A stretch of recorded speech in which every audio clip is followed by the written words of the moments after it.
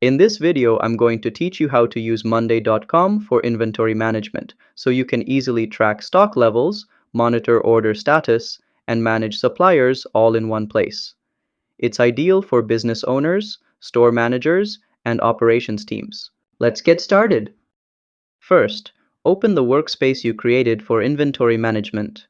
This is where you'll organize all your product-related data in one structured view.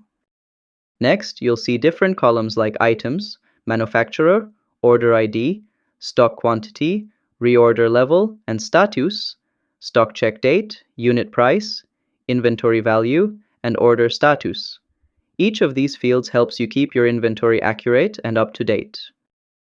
Then in the group section, you can categorize the type of item you're selling.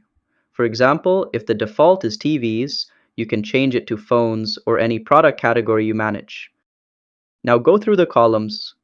Update the manufacturer, input a new order ID, change the stock quantity to, say, 70, and set the reorder level. Once the reorder level is defined, the reorder status will update automatically based on the quantity left.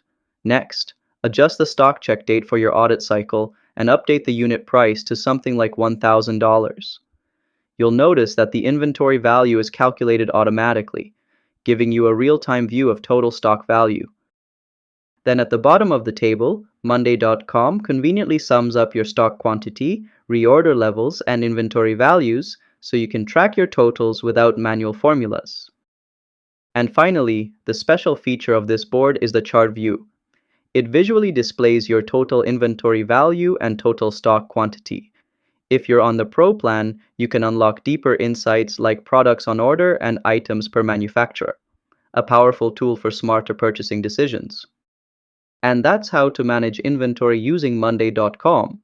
If this video helped, give it a thumbs up and subscribe to How to Tutor for more quick tutorials. See you next time!